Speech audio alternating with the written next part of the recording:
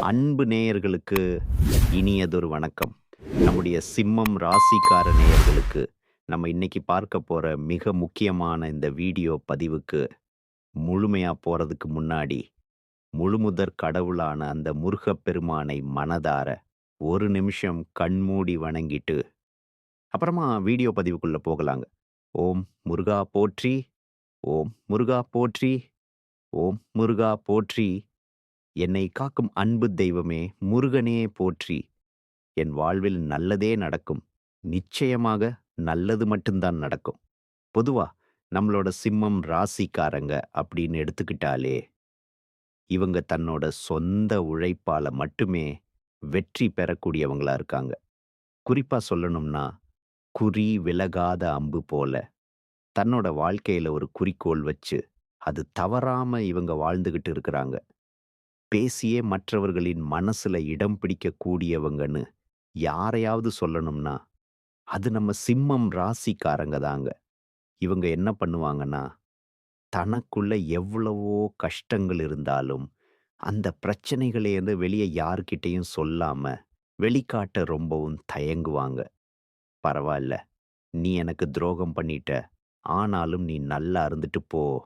அப்படின்னு சொல்லி மன்னிச்சு பழகினவங்க தான் நம்மளோட சிம்மம் ராசிக்காரங்க. இவ்வளவு அருமையான, இவ்வளவு உன்னதமான நற்குணங்களை கொண்ட எங்க அன்பு சிம்மம் ராசிக்கார சொந்தங்களே, எல்லாரும் எப்படி இருக்கீங்க?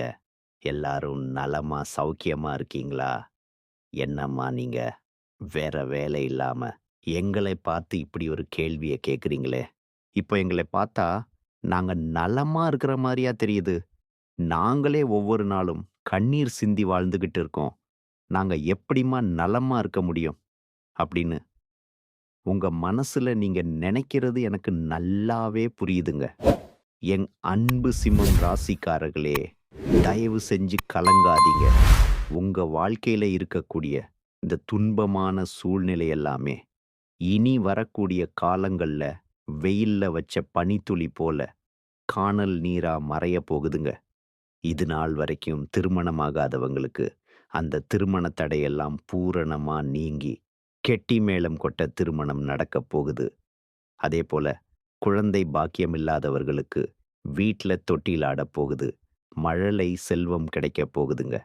நீண்ட நாளா பூர்வீக சொத்து ரீதியாக இருந்த அனைத்து விதமான பிரச்சனைகளுக்கும் ஒரு நிரந்தரமான தீர்வு கிடைக்கப் போகுது. உங்களுக்கு நியாயமா வர வேண்டிய அந்த பூர்வீக சொத்து தானா தேடி வந்து உங்க கையில சேரப் போகுதுங்க. உங்க கையில பணப்புழக்கம் இதுவரைக்கும் இல்லாத அளவுக்கு அதிக லெவல்ல இருக்கப் போகுதுங்க. அது மட்டும் இல்லாம, உங்கள வேண்டாம்னு உதறி தள்ளிட்டு போன சொந்த பந்தங்கள் எல்லோருமே, இனி வரக்கூடிய காலங்கள்ல நீங்க வேணும்னு சொல்லி உங்கள தேடி வரப்போறாங்க. ஆனா ஒரு சின்ன விஷயம், நம்மளுடைய சிம்மம் ராசிக்காரங்க ரொம்ப எளிதில் திருஷ்டியால பாதிக்கப்படுறாங்க. யாராவது ஒருத்தர் சின்னதா பாராட்டுனா கூட, இல்ல கைத்தட்டல் கிடைச்சாலும் கூட, உடனே உங்களுக்கு உடல்நிலை சரியில்லாமல் போகலாம். கண் திருஷ்டியால தீராத உடல் சோர்வு, திடீர் மருத்துவ செலவு ஏற்படலாம். ஆனா கவலைப்படாதீங்க. கெட்ட சக்திகள் சிம்மம் ராசிக்காரர்கள் இருக்கக்கூடிய வீட்டை இனி நெருங்கவே நெருங்காதுங்க.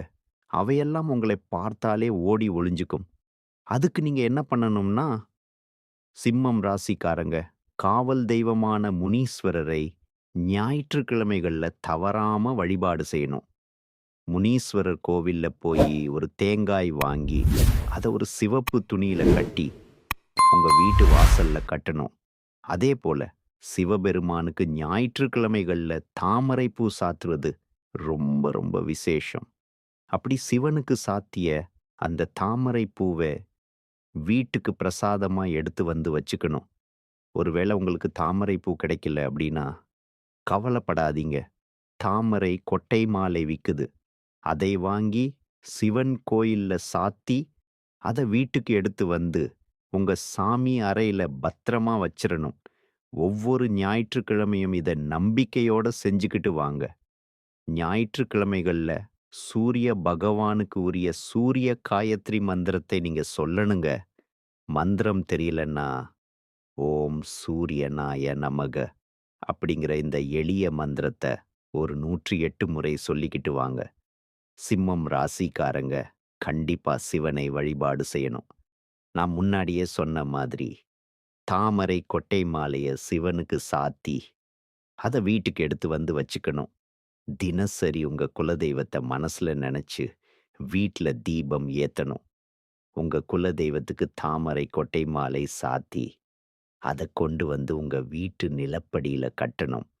இது வீட்ல உள்ள கெட்ட சக்திகளை நிச்சயமாக விரட்டி அடிக்குங்க. திங்கட்கிழமைகள்ல பக்கத்துல இருக்கிற சிவாலயத்துல போயி ருத்ர ஜெபம் பாராயணம் செய்யணுங்க. சிவனுக்கு அபிஷேகம் செய்து, அந்த அபிஷேக தீர்த்தத்த வீட்டுக்கு கொண்டு வந்து, வீடு முழுவதும் மறக்காம தொளிச்சு விட்டுறணும். இது தொழில்ல இருக்கக்கூடிய போட்டிகள், பொறாமைகள், கண் திருஷ்டிகள், உடல் உபாதிகளை நிச்சயமாக வேரோட நீக்கிருங்க. வீட்ல எப்பவுமே ஒரு வசீகர சக்தி இருந்துகிட்டே இருக்கணுங்க. அதுக்கு ஓம் ஸ்ரீ ஹரிஹரசுதன் ஆனந்த சித்தன் ஐயன், ஐயப்ப சுவாமியே சரணம் ஐயப்பா என்ற இந்த சக்தி வாய்ந்த மந்திரத்த தினமும் சொல்லிக்கிட்டு வாங்க. இது நீங்க அறிஞ்சோ அறியாமலோ செஞ்ச பாவங்களை விலக்கி, உங்க மனசை எப்பவும் சுத்தமா வச்சிருக்க உதவுங்க. உங்கள் வீட்டில் இருக்கக்கூடிய கெட்ட சக்திகள் நீங்க. நீங்க இந்த விஷயங்களை எல்லாம் கண்டிப்பா கடைபிடிக்கணுங்க. செவ்வாய்க்கிழமை தவறாம முருகனை வழிபாடு செய்யுங்க. தினமும் மாலை நேரத்துல வீட்ல நல்லெண்ணெய் இல்லனா நெய் விளக்கு ஏத்துங்க. ஓம் சரவண பவ அப்படிங்கிற மந்திரத்த தினமும் ஒரு 11 முறை சொல்லிக்கிட்டு வாங்க. வாரம் ஒரு முறை அம்மன் கோயிலுக்கு போயிட்டு அம்மனை மனதார வணங்கிட்டு வாங்க. பிரதோஷ நாட்கள்ல சிவபெருமானை போய் வணங்கிட்டு வாங்க.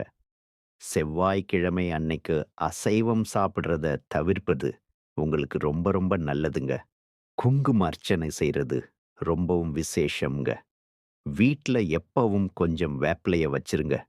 நவக்கிரகத்துல செவ்வாய் பகவானுக்கு வழிபாடு செய்யுங்க. வீட்ல திருஷ்டி பொம்மைய வாசல்ல தொங்க விட்டுருங்க. செவ்வாய் கிழமைகள்ல முடிஞ்ச வரைக்கும் சிவப்பு நிற உடை அணிஞ்சுக்கோங்க. நெற்றியில எப்பவும் குங்குமம், சந்தனம் வச்சுக்கோங்க. வலது கையில செம்பு காப்பு போட்டுக்கோங்க. வாரத்துக்கு ஒரு முறை கடுகு, உப்பு வச்சு திருஷ்டி சுத்தி போட்டுக்கோங்க.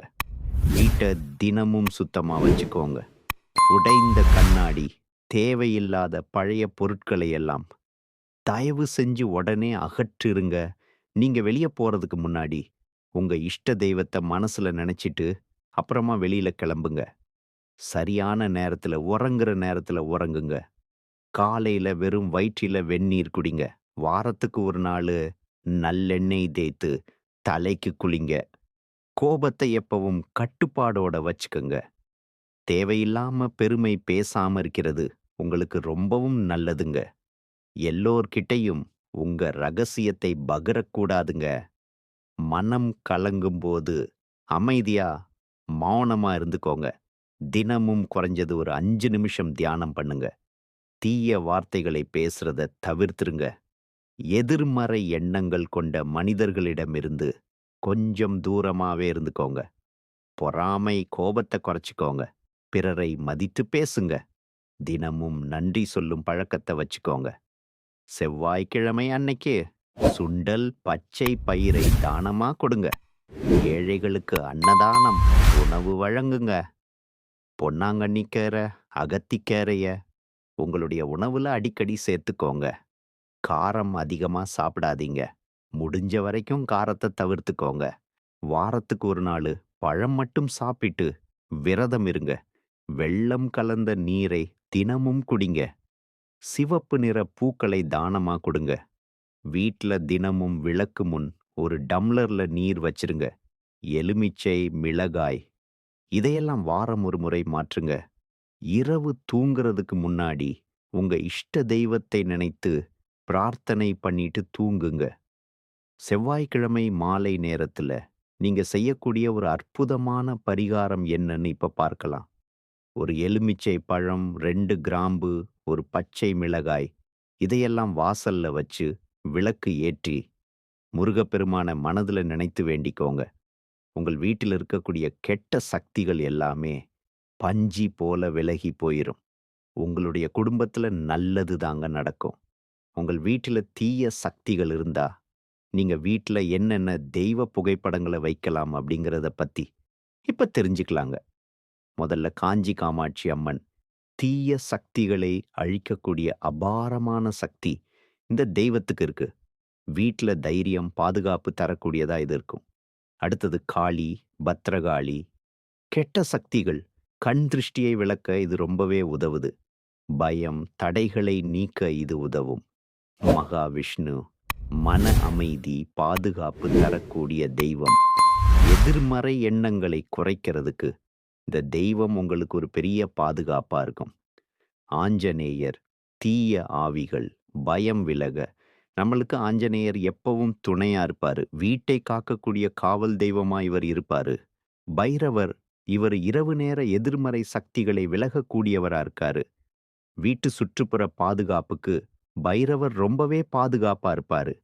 நரசிம்மர், தீய சக்திகளை முற்றிலும் அழிக்கக்கூடிய சக்தி இவருக்கு இருக்கு. சக்தி வாய்ந்த பாதுகாப்பு தெய்வமா இவர் இருக்காரு.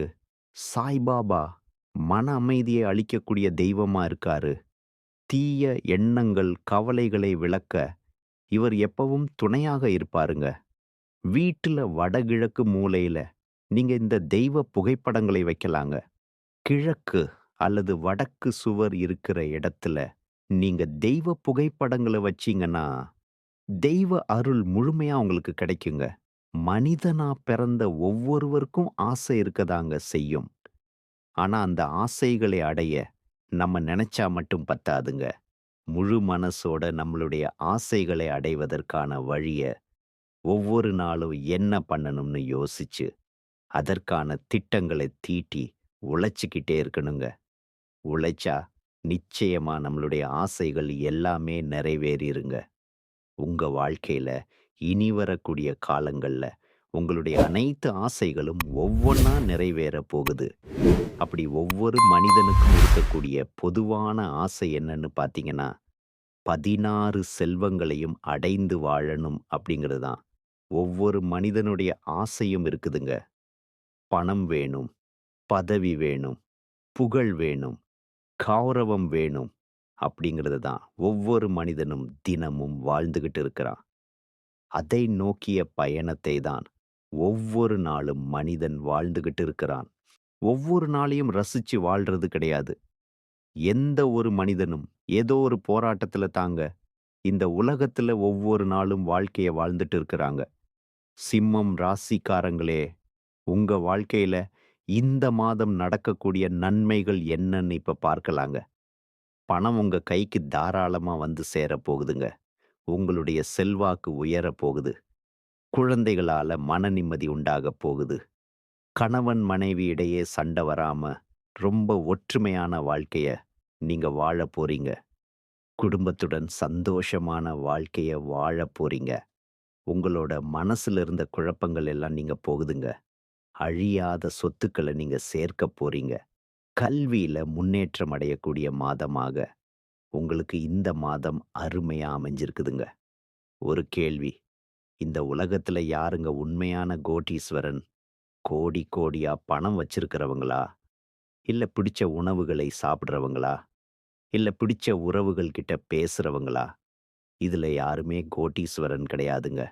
யார் ஒருத்தவங்க நோய் நொடி இல்லாம, எந்த விதமான மனக்கவலை இல்லாம, ராத்திரி நிம்மதியா தூங்குறாங்களோ, அவங்க தாங்க இந்த உலகத்திலேயே சிறந்த கோடீஸ்வரன்.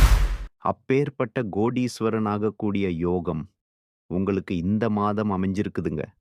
உங்க வாழ்க்கையில இனி வரக்கூடிய காலங்கள்ல கவலை, கண்ணீர் அப்படிங்கிற பேச்சுக்கள்லாம் துளி கூட இடம் கிடையாதுங்க. இது நாள் வரைக்கும் உங்களுடைய மனசில் இருந்த மனக்கவலைகள் எல்லாம் இனி வரக்கூடிய காலங்கள்ல காணாம போகப் போகுதுங்க. நீங்க ரொம்ப சந்தோஷமான, ஆரோக்கியமான வாழ்க்கைய இனி வரக்கூடிய காலங்கள்ல வாழப் போறீங்க. உங்க வாழ்க்கையில சந்தோஷம் என்னைக்கும் நிலைச்சிருக்க போகுதுங்க. நல்லதே நடக்கும். நிச்சயமாக என் அன்பானவர்களுக்கு நல்லது மட்டும் தான் நடக்கும். நன்றி. வணக்கம்.